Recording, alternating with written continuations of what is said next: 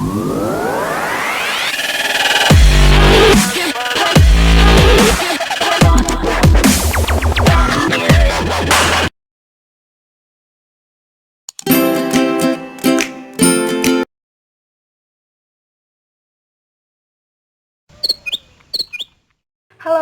assalamualaikum warahmatullahi wabarakatuh. Kembali lagi di channel aku, Sinawang. Ya, kemarin banyak yang komen ya kalau backsoundnya itu mengganggu, dan kali ini aku nggak pakai backsound, alias tuh backsound alami dari omongan tetangga sama ayam berkokok. Oke, nah kali ini aku akan bahas mengenai ketuban pecah dini ataupun dinamakan KPD. Oke, ya biasanya kita awali dengan definisi dulu ya.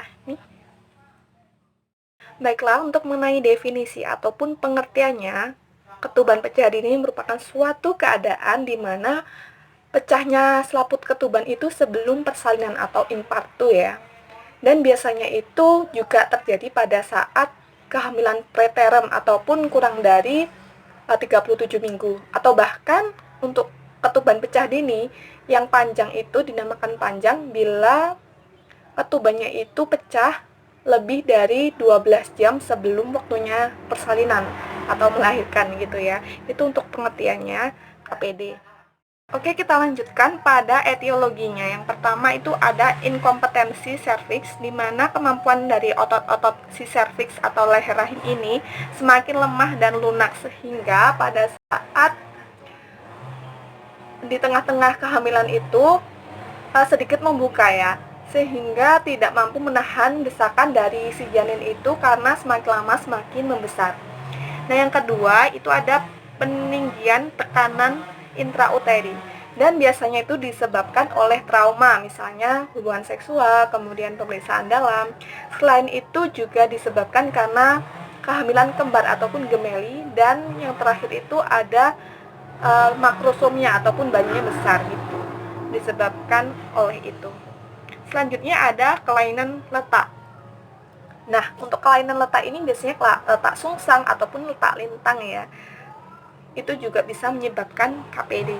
Dan yang selanjutnya ada chorion amnitis, yaitu adanya infeksi pada selaput ketubannya. Biasanya itu terjadi karena organisme dari vagina, baik bakteri ataupun virus itu masuk ke atas gitu ya.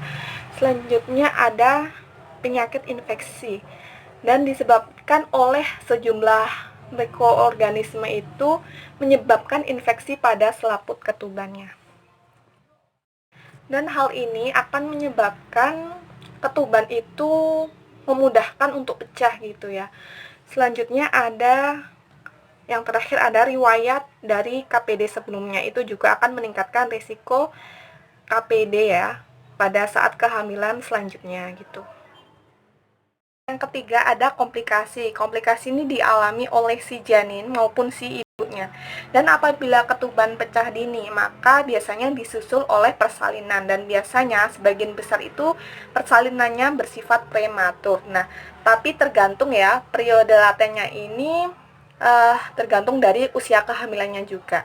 Kalau sudah aterem, maka dalam 24 jam itu harus segera dilahirkan gitu. Yang kedua adanya infeksi. Dan di sini untuk periode laten yang semakin lama, maka kala satu persalinannya kan juga semakin lama. Nah, itu akan menyebabkan semakin besarnya pula kemungkinan adanya infeksi pada saat ketuban itu pecah dini. Selain infeksi tadi ya, maka juga akan bisa mengalami malpresentasi. Nah, biasanya kan kepala presentasinya, tapi ini yang keluar malah bokong gitu ya, untuk komplikasinya.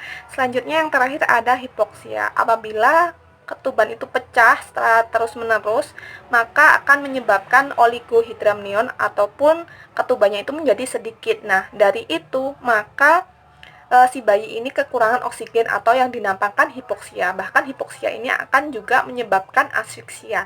Dan asfiksia nanti komplikasinya pada gawat janin, maka ujung-ujungnya si janin ini mengalami kematian. Wah, sayang sekali kalau KPD-nya komplikasinya itu terus berlanjut ya pada janin.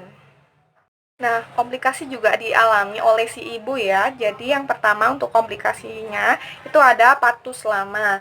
Dan adanya induksi persalinan ini akan menyebabkan sulitnya kekuatan otot rahim untuk meningkatkan pembukaan atau pengusiran janin di dalam rahimnya.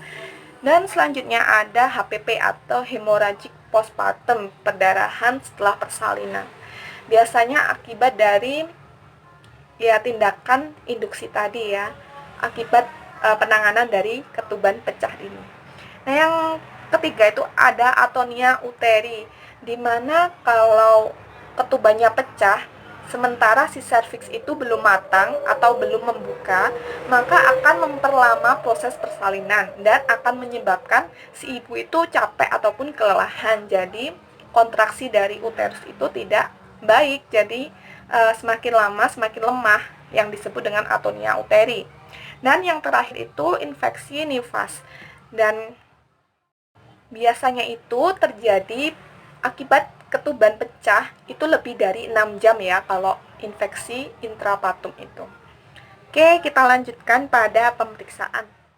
Untuk pemeriksaan itu jangan lupa untuk anamnesis dulu. Biasanya ibu itu mempunyai riwayat dengan pengeluaran cairan dalam jumlah yang besar dan secara mendadak gitu ya.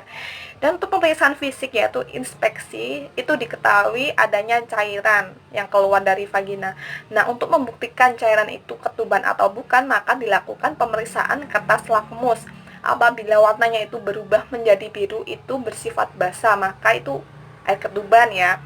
Kalau dia itu merah atau bersifat asam, maka itu yang keluar tuh cuma air kencing atau air kemih biasa.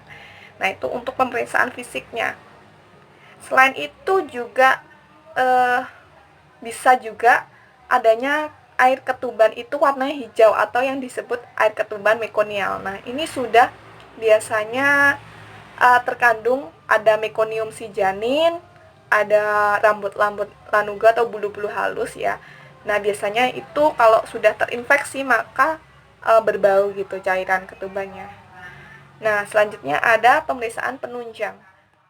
Untuk pemeriksaan penunjang itu bisa dilakukan dengan USG untuk mengetahui cairan amnionya itu. Selain itu juga untuk mengetahui gawat janinnya.